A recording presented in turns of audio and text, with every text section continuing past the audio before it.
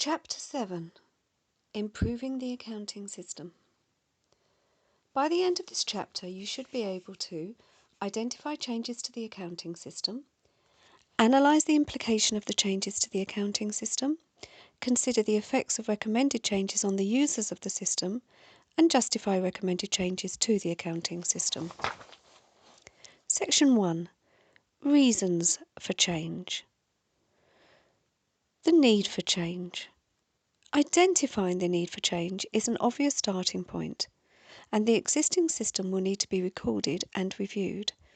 A useful tool for this process is to produce a flow of information diagram. This can then be reviewed for potential change issues.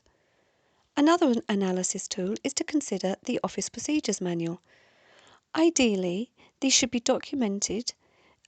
in a documented form and show what is supposed to happen at the moment. Any changes implemented then should then be used to update the Standard Procedures Manual. What are the reasons for change? There are many reasons for an accounting system to have to change, and you need to understand all of these and be able to pick them out of the synoptic information in the assessment. We now have some reasons and some examples. 1. Changes to regulations, for example, the VAT rules. 2. Growth, for example, the old manual approach cannot cope with the growth. 3. New information flow. For example, the government could introduce new reporting requirements. 4. Short-term capacity issues, for example, PC failure. 5. Identified weaknesses. For example, you need to introduce new levels of authorization into the system. 6. Changes in the environment. For example, an increased focus on environmental factors. And 7. New products. For example, you want to switch to ABC, activity-based costing. Having a clear idea regarding the need for change provides the basis for a subsequent justification of that change. You may be asked to justify a change being suggested in your assessment. Section 2: Justification for change.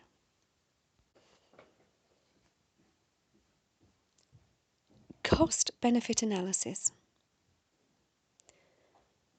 If you need to justify change, there will be two types of costs: a tangible cost and an intangible cost. Let's look at the tangible costs first. One-off costs, for example, development or buying new equipment. Ongoing costs, for example, maintenance or replaceable items. Intangible costs. Staff dissatisfaction if the systems are poorly specified or implemented. Cost of increased staff mistakes and reduced performance during the learning period after a new system is implemented. Opportunity costs, in other words, cost of the missed opportunity, and lock-in costs.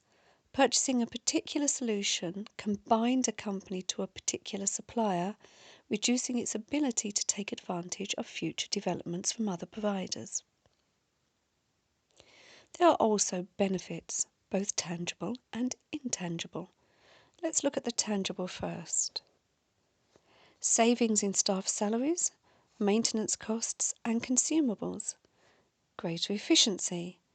Business benefits gained through improved management information and gaining competitive advantage. Intangible benefits. More informed and quicker decision making.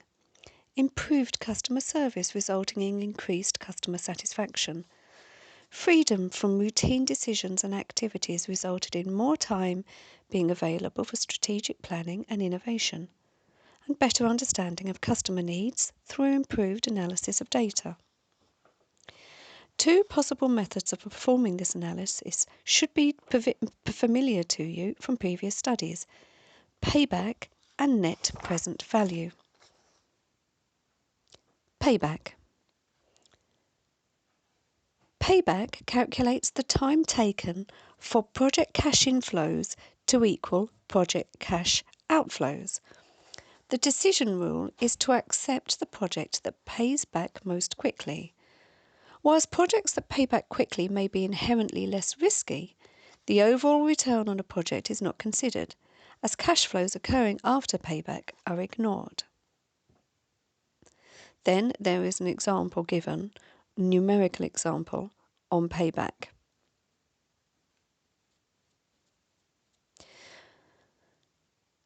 Project 1 has paid back by the end of year 2. Project 2, however, does not recover its investment until towards the end of year 3. Using payback, Project 1 would be selected, even though total return is greater for Project 2. Net present value. This method calculates the net present value of all the project cash flows. If the net present value is equal to or greater than 0, the project should be considered, as its return is at least equal to the discount rate used. To perform an NPV calculation, we do the following. 1. Identify future incremental cash flows. 2. Discount the cash flows so they are in today's terms, i.e. present values. 3. The present values can be added up and netted off to give a net present value or NPV. 4. If the NPV is positive, then it means that the cash flows are worth more than the outflows, the cash inflows are worth more than the outflows, and the project should be accepted. And then we have a numerical example of this. Cost estimation. Some costs might be difficult to calculate and some estimation will be needed. There are different classifications to denote the accuracy of cost estimates. 1. Definitive estimates aim to be accurate to within 5% and are produced after the design work is done. 2. Feasibility estimates are accurate to within 10% and these are made in the early design stages. 3. Comparative estimates. These are made when the project is under review and is similar to the previous one. I'll read that again. 3. Comparative estimates are made when the project under review is similar to a previous one. The accuracy of this estimate depends on the similarity and prevailing economic conditions. And 4. Ballpark estimates are a rough guide to the project costs and are often made before a project starts. They may be accurate to within 25%. SWOT analysis, SWOT analysis. Another method to assess the worthiness of a new system is to carry out a SWOT analysis: strengths, weaknesses, opportunities, threats. This is a structured approach which considers 1. Strengths. Does the new system add to the strength of the business and its reporting? For example, will the new system produce better or quicker information? Weaknesses. Will the new system reduce the existing weaknesses in the business? For example, if the existing system was prone to invoicing errors or costing inconsistencies, does the new system reduce these errors? Opportunities. The new system may have external implications, giving the business opportunities to succeed. For example, the new system may mean the tender pricing is more reliable or accurate, leading to more successful tenders. Threats. New systems can be temperamental. Breakdowns can be costly and give competitors an edge, and this threat needs to be recognised. Section 3. Implementing changes, resistance. Definition. Resistance is any attitude or behaviour that reflects a person's unwillingness to make or support a desired change. Resistance to change is the action taken by individuals and groups when they perceive that a change that is occurring is a threat to them. Resistance can be classified into 3 general categories. 1. Job factors. These generally revolve around fear of new technology, fear of change, or fear of demotion or levels of pay. 2. Social factors. The people affected may dislike the potential new social dynamic, or like the existing social scene and not want to change. And 3.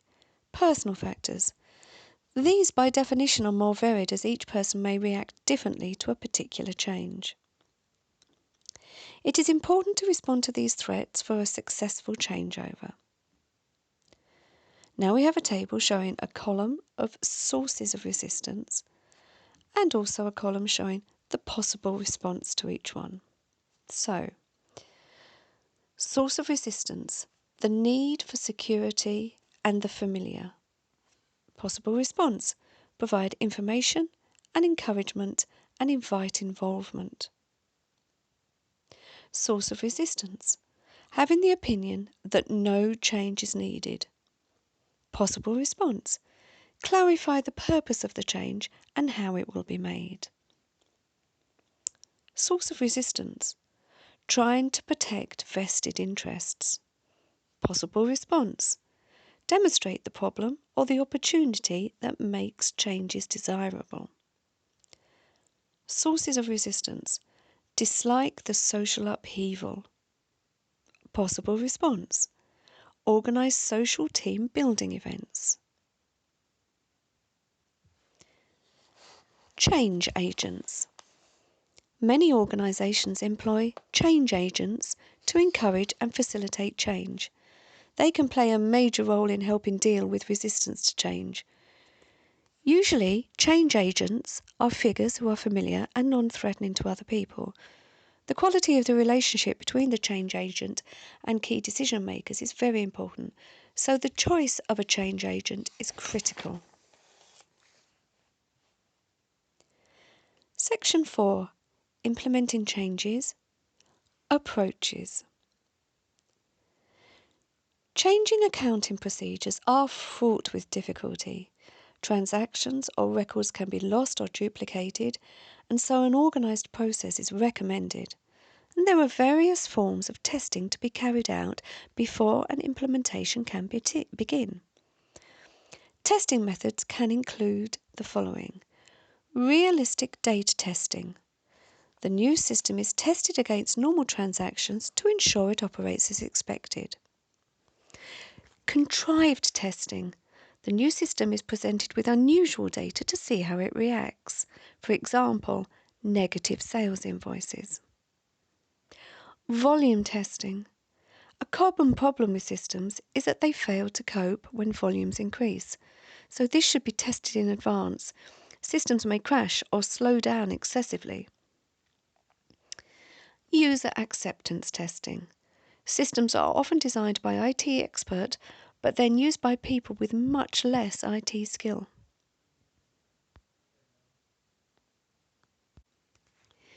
If new systems are being introduced, then it is critically important that the changeover is managed effectively. There are 4 options here, although sometimes one method is the only method that would realistically work. Changeover methods. 1. Direct. The old system and the new system takes over on the same day. 2. Parallel. In this system, both the old and new systems run at the same time. 3. Pilot. The new system is piloted in a particular location. In this way, operational bugs can be identified and removed before wider implementation takes place. And 4. Phased. This is similar to a pilot, but is the phrase used when the system is introduced in stages or in one subsystem at a time. Training. New systems will clearly affect the operating users in many ways, and it is important that these users are provided with appropriate levels of support if the new system introduction is to be successful. Here is the training model. Identify the training need, design, prepare and deliver the training. Monitor the reaction and the learning. Transfer the lessons to the real job. Assess the effect of the training, and does it result in positive behaviour?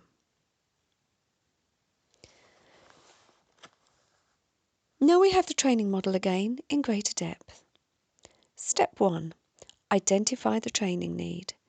Examine what skills and attributes are necessary for the job to be undertaken, the skills and attributes of the job holder, and the extent of the gap between the skills they currently have and the knowledge and skills they require. Stage 2. Design, prepare and deliver the training. Stage 3. Discovering the trainee's attitude to training, in other words, their reaction, and whether the training has been learnt, i.e., has learning taken place. Reaction involves the participants' feelings towards the training content, the trainer, and the training methods used. Learning is the extent to which the trainee has actually absorbed the content of the learning event. Stage 4. Discovering whether the lessons learnt during training have been transferred to the job and are being used effectively in doing the job. After the training needs have been met, work activities could be rescheduled, for example, to optimise the use and time of the available accounts department personnel. Stage 5. Evaluating the effects of the training on the organisation. This is the area in which there is perhaps most confusion and subsequently little real action in the workplace. Step 6. Reinforcement of positive behaviour. It is optimal that any positive outcomes are maintained for as long as possible. It is not a rare event for changes in behaviour to be temporary, with a gentle slide back to previous ways of working. Training needs. There are 4 main methods for determining the training needs of individuals. 1. Performance appraisal. 2. Analysis of job requirements. 3. Organisational analysis. And 4. Departments or individuals not performing to standard. End of chapter.